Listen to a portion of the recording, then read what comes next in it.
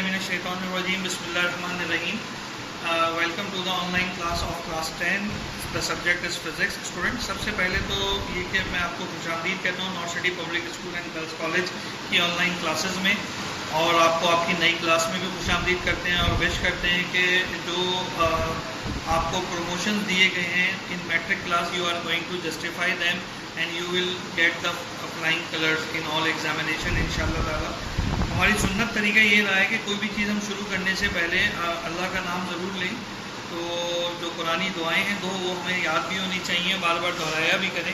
सबसे पहली दुआ तो रब्बि ज़िदनी इल्मा, और नंबर 2 दुआ है आपके पास रब्बि इश्रह ली सदरी व यस्सिर अमरी वहलुल उक़दतम मिन लिसानी यफ़क़हू क़ौली। हज़रत मूसा अलैहिस्सलाम की दुआ है, ये सूरह ताहा की में मौजूद है और इसको पढ़ा करें। ये अल्लाह ताला जो है रिस्क और आपका जो दिमाग है इसमें कुशादगी अदा करेगा इंशाअल्लाह ताला, और कुछ सीखने को मिलेगा। यहाँ पर सबसे पहली क्लास जो हम आप स्लाइड में देख भी रहे हैं कि जी फिज़िक्स की पहली स्लाइड है, chapter number 1 which is about the introduction of physics. Physics का तारुफ है, उसको हम यहाँ पे कवर करेंगे। सबसे पहली चीज़ तो ये कुछ इसके मिथ्स हैं, उन मिथ्स को हम ज़रा अच्छे से समझ लें। लोग कहते हैं जी फिज़िक्स जो है वो सबसे बोरिंग और सबसे खुश सब्जेक्ट है, और मैथ से भी जान जाती है लोगों की। ये दोनों सब्जेक्ट्स इंशाल्लाह हम यहाँ पढ़ के भी देखेंगे और आपको लगेगा कि हम सबसे बेहतरीन यहाँ पर इसकी लर्निंग कर रहे हैं। और these are the 2 easiest and scoring subjects in matric class and onwards. First year second year में भी ये सब्जेक्ट्स पढ़ने हैं एंड आगे भी इनसे बार बार वास्ता पड़ता रहेगा if you have chosen the engineering line. और अगर नॉन इंजीनियरिंग में आप जाते हैं आगे बीकॉम या दूसरी साइड पर मेडिकल साइड के ऊपर, तो तब भी इनका कहीं ना कहीं वास्ता पड़ेगा। कैलकुलेशन से तो कोई आदमी नहीं बच सकता, आखिरत भी हिसाब किताब पर मुश्तमिल है, तो हम सबको हिसाब किताब के लिए तैयार रहना चाहिए। तो यहीं से स्टार्ट करते हैं।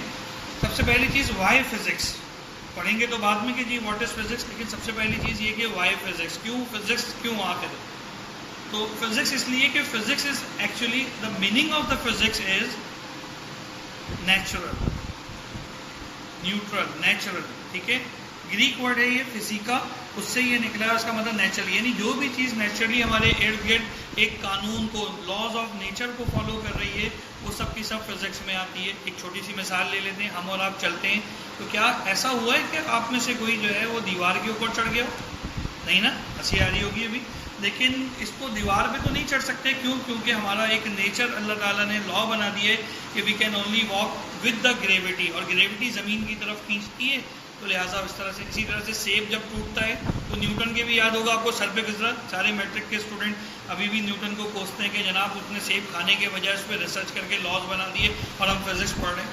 तो न्यूटन अगर नहीं बनाता तो कोई न्यूटन बना लेता, कोई प्यूटन बना लेता, कोई ना कोई लॉ आता, क्योंकि फ़िज़िक्स जो है वो नेचर के लॉज के मुताल्लिक है। नेचर का लॉ क्या है हमारे पास? हर वो चीज़ जो कुदरती तरीके से ऑर्गेनाइज वे में चल रही है, we call it the nature's law और लॉ ऑफ नेचर।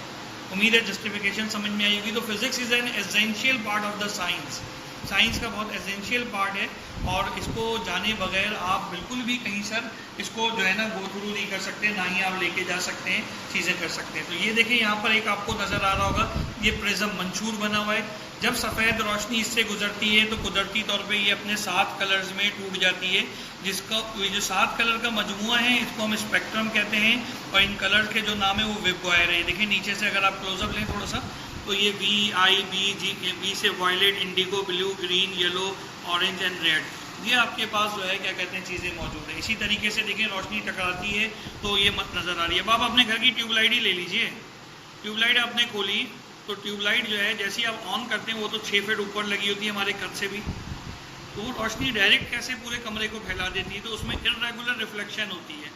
ये कुदरती बात है।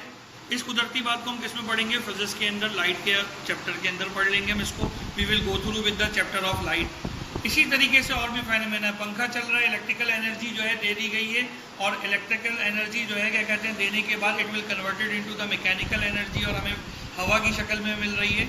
तो ये भी कुदरती फेनोमेना है, इसको साइंटिस्ट ने दरियाफ्त किया, लिहाजा it is also fall in the physics. उम्मीद है कि I can justify, I am now justifying the things. आपको समझ में आ रहा होगा कि जी what is physics and how we can deliberately attempt with the physics. ठीक है, अब जब हमें ये बात समझ में आ गई कि फ़िज़िक्स जो है क्या, तो अब इसकी ब्रांचेज और इसकी तारीख के मुतालिक चलते हैं, जैसे हमने केमिस्ट्री में या बायोलॉजी में या कंप्यूटर में टाइप्स को पढ़ा था। तो अगर आप देखें तो फिजिक्स क्या है हमारे पास, ये साइंस है which deal with the interaction of matter and energy. जो यहाँ पर दो की पॉइंट्स हैं स्टूडेंट्स, वो आपको ये देखने हैं। एक की पॉइंट क्या है, मैटर, और दूसरा की पॉइंट क्या है, एनर्जी। मैटर एंड एनर्जी, तो सबसे पहले तो हमें इन दोनों के बारे में पता होना चाहिए कि मैटर क्या है और एनर्जी क्या है। मैटर के बाद, मैटर क्या है, the thing which have some space, occupied space and have some volume is known as matter. जो चीज़ जगह घेरे, वजन रखे, मैटर कहलाती है। और एनर्जी क्या है हमारे पास, energy is a form of work which is being done by the XYZ body. Energy is a capability, सलाहियत है जिसकी रेट करते हैं। फॉर एग्जाम्पल आप कहते हैं जी रोज़ा रख के मैं आज तो नहीं पढ़ूंगा सर, क्योंकि आज तो मेरा बड़ा रोज़ा लग रहा है, मेरी एनर्जी डाउन है। तो एनर्जी डाउन कैसे, अंदर कोई आपने बैटरी स्टोर की हुई? नहीं। एनर्जी क्या है, वो मैकेनिज्म है, वो मेटाबॉलिज्म अमल है जो हमें बार बार अंदर से मोटिवेट करता है काम करने के लिए। Similarly flow of electron inside the wire, ये उसकी एनर्जी है। इसी तरीके से जब कोई आदमी चलता है, सुबह जॉग या वॉक करता है, तो वो एक एनर्जी एब्जॉर्ब या खारिज करता है, सो फोर्थ। तो फिजिक्स दरअसल तमाम की तमाम चीज़ों की इंटरेक्शन है जिनका ताल्लुक मैटर से या एनर्जी से होता है।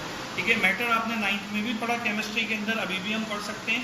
तो matter can further classify into the 3 types. Matter को 3 किस्मों में हम तकसीम करते हैं। कौन कौन सी 3 है, सॉलिड, लिक्विड और गैस। और फिर प्लाज्मा भी होता है आगे, लेकिन बहरहाल आपके कोर्स का स्कोप जो है वो सॉलिड, लिक्विड और गैस से मुताल्लिक है, तो लिहाजा सॉलिड, लिक्विड और गैस। सॉलिड कौन से सब्जेक्ट ऑब्जेक्ट्स को हम कहते हैं, which have a definite volume, which have the definite volume, जिसका वॉल्यूम जो है वो एक फिक्स होगा और एक शेप होगी। लिक्विड की शेप फिक्स नहीं होती है बट वॉल्यूम फिक्स होता है, जबकि गैस आपकी ना वॉल्यूम फिक्स होता है ना ही उसकी कोई खास शेप होती है। तो इस तरीके से हम पीछे पढ़ते हुए भी आए, तो इस तरह से हम उसको डिफाइन कर सकते हैं। यहाँ तक हमने फिजिक्स की डेफिनेशन लिखी, और इसमें फिजिक्स है क्या, it is a science which deal with the interaction of matter and energies. अब यहाँ पे वर्ड जो इंटरेक्शन है, इससे क्या मुराद है? इंटरेक्शन से मुराद है उसकी सारी प्रॉपर्टीज़, उसका कंसर्न स्ट्रक्चर, उसकी वर्किंग कैसे होगी, उसका मैकेनिकल वर्क कैसे होगा, ये सब चीज़ें मैटर और एनर्जी की हम लोग गो थ्रू कर रहे होते हैं। तो लिहाजा we can call it the interaction of matter and energy. तो अब आप अपने इर्द गिर्द, आपका पहला असाइनमेंट ये है कि आपने अपनी एक जो फेयर कॉपी है उसमें आपने बताना है कि आपने अपने इर्द गिर्द फिजिक्स से कौन कौन सी एप्लीकेशंस अपने इर्द गिर्द देखी। कुछ की जो मैंने मिसाल दी थी, उसके अलावा आप सर्च कीजिएगा, घर में दरवाजे से लेके each and everything is concern with that specific चीज़ें। ठीक है, बाकी ब्रांचेस इंशाल्लाह मैं नेक्स्ट स्लाइड में अपलोड करता हूँ, बताता जाता हूँ, आपको गो थ्रू करूँगा। तो उसके बाद बात करते हैं। उम्मीद है ये लेक्चर आपको समझ में आया होगा। कोई भी क्वेश्चन है तो यूट्यूब पे नीचे कमेंट्स में आप दे सकते हैं। होमवर्क ये जब लेक्चर मुकम्मल होगा उसकी आखिर की स्लाइड में मैं आपको होमवर्क भी दूंगा, और वो आपको सेम वीक सबमिट कराना लाजमी है। फ्राइडे और सैटरडे अपने पेरेंट्स के हाथ आप वो होमवर्क भेजेंगे ताकि उसकी असेसमेंट हो। जो स्टूडेंट 2 वीक से ज़्यादा होमवर्क सबमिट नहीं करेगा उसको इन ऑनलाइन क्लासेस के लिंक्स नहीं सेंड किए जाएंगे। बहुत शुक्रिया, अस्सलाम वालेकुम।